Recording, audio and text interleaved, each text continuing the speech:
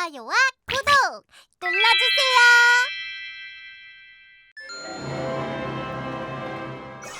오늘은 독립운동가이자 우리 민족의 지도자였던 백범 김구를 만나볼 거예요.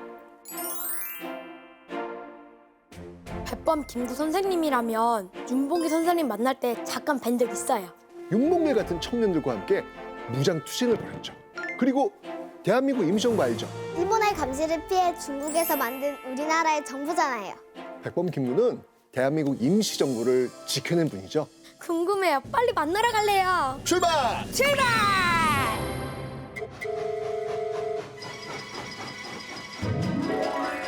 칙칙폭폭 칙칙폭폭 출발한다. 우리 같이 떠나다 시간 여행 새벽 양락이차.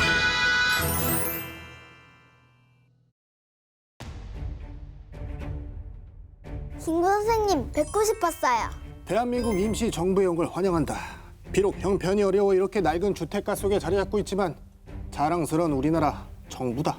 근데 선생님은 어떻게 임시정부에서 활동하게 되신 거예요? 내 나이 20살, 을미사변이 일어났을 무렵부터 독립운동을 시작했지. 비밀 독립운동 단체인 신민회에서 활동도 했고 학생들에게 독립정신을 가르치는 일도 했다. 그러다가 일본 경찰에게 여러 번 붙잡혀 감옥 생활에도 했고 모진 고문도 당했었다. 1919년 3.1 운동이 일어나던 해에 일본의 탄압을 피해 이곳 임시정부까지 찾아오게 되었다. 상하이에 임시정부가 만들어졌다는 소식을 듣고 한 걸음에 달려왔습니다. 말씀 많이 들었습니다. 고국에서 정말 많은 활동을 하셨다고요. 우리 함께 임시정부를 이끌어 갑시다. 저는 임시정부의 앞들을 쓸고 문지기가 되는 것만으로도 충분합니다. 저는 선생들보다 많이 배우지 못했거든요. 문직이라니요. 가당치도 않습니다. 경무국장을 맡아주세요. 맡아주실 분은 선생님뿐입니다. 목숨을 바쳐 해내겠습니다. 중국에서 생활하시는 건 힘들지 않으세요? 고국에서 열심히 독립운동을 하고 있을 동지들을 생각하면 내가 힘들어하면 안 되지. 이곳 임시정부를 지키는 건 우리 정신을 지키는 일이다. 선생님, 나라를 되찾을 때까지 임시정부를 잘 이끌어주세요. 백범 김구는요, 임시정부 사람들의 생각이 나뉘어 어려움을 겪을 때도 독립운동가들이 하나 둘 떠나갈 때도 흔들리지 않았습니다. 근데 임시정부에서의 활동이 쉽지 않았을 것 같아요. 일본은요, 1931년 만주 사변으로 중국의 이 만주 지역을 점령했고요, 상하이까지 탄압의 손길을 뻗치거든요. 일본의 이런 세력 확장으로 활동이 쉽지 않았던 임시정부는요, 새로운 형태의 활동을 고민하죠.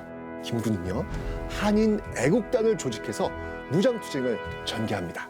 윤봉길 등 한인 애국단원들의 그 활동에 중국 정부는 박수를 보냈고요, 일본은 김구를 체포하기 위해 막 눈에 불을 켜거든요. 어마어마한 현상금도 내걸어요. 현상금까지요? 일본이 정말 붙잡고 싶었나 봐요. 어쩌죠? 잡히지는 않았지만 계속 힘든 피난 생활을 해야 했습니다. 1937년 중일전쟁 이후에는요, 일본이 우리나라를 더 지독하게 괴롭히거든요. 그리고 많은 사람들이 전쟁터로 끌려가야만 했거든요.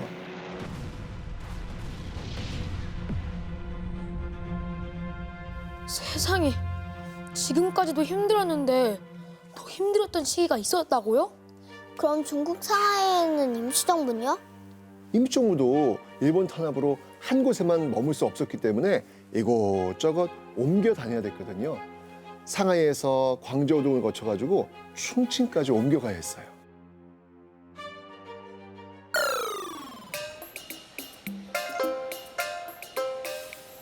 선생님, 여긴 어디예요? 상하이는 아닌 것 같은데. 이곳은 중국 충칭이라는 곳이란다. 일본의 강한 압박으로 인해 더 이상 상하이에 머무를 수가 없었어. 제가 임시정부와 함께 움직이면 모두가 위험해질 수 있습니다. 당분간 저는 따로 움직여야 할 것 같습니다. 저쪽 시골 마을에 몸을 숨기실 만한 곳을 알아봐 두었습니다. 선생님께서는 그곳에 잠시 계셨다가 일본이 잠잠해지면 다시 저희 쪽으로 오시면 됩니다. 절대로 붙잡혀서는 안 됩니다.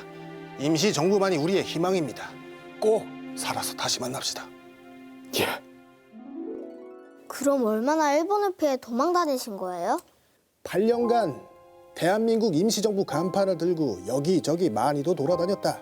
일본의 폭격을 피해 지하에도 숨어보고 먹을 게 없어서 며칠을 굶어보기도 했다.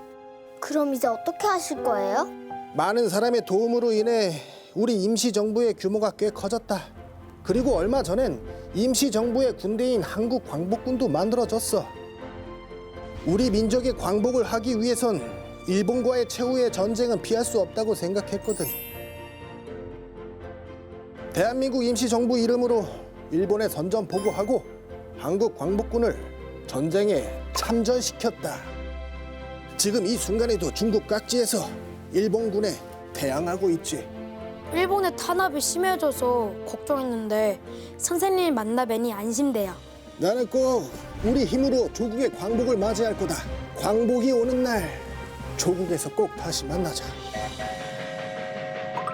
1945년 8월 15일 제2차 세계대전을 벌이던 일본에 미국이 원자폭탄을 떨어뜨렸고요.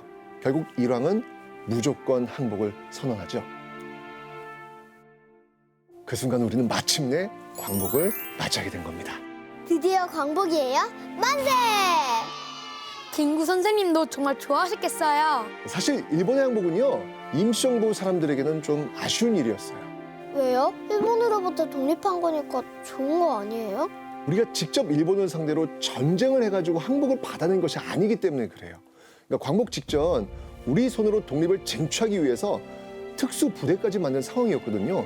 비밀리에 국내로 들어가가지고 일본을 공격하려 했는데 이 계획이 일본의 갑작스러운 항복 선언으로 실행에 옮기지 못했던 거예요. 그러니까 광복 후에 우리의 목소리를 크게 낼 수 없었던 거죠. 훗날 백범 김구는요, 당시 하늘이 무너지고 땅이 꺼지는 심정이었다고 밝혔거든요. 우리 힘으로 광복을 이루지 못해서 너무 안타까웠던 거죠. 정말 그렇겠네요. 우리 손으로 광복을 맞이하자고 하셨는데. 광복 후에 우리나라에는 미군과 소련군이 들어오거든요.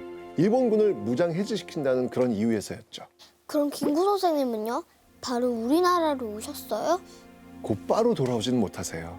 38선 이남을 점령하고 있었던 미군이 대한민국 임시정부를 공식적으로 인정하지 않았거든요.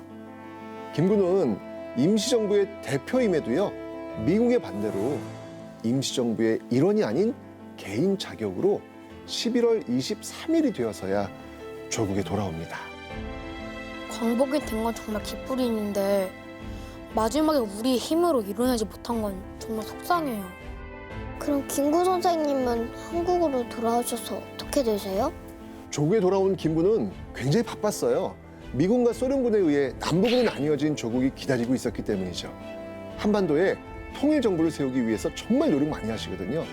그런데 쉽지는 않았죠. 결국 1948년에 남쪽에는 대한민국 정부가, 또 북쪽에는 조선민주주의 인민공화국이 따로따로 들어서게 됩니다. 그래서 지금의 우리나라가 나누어져 있는 거구나.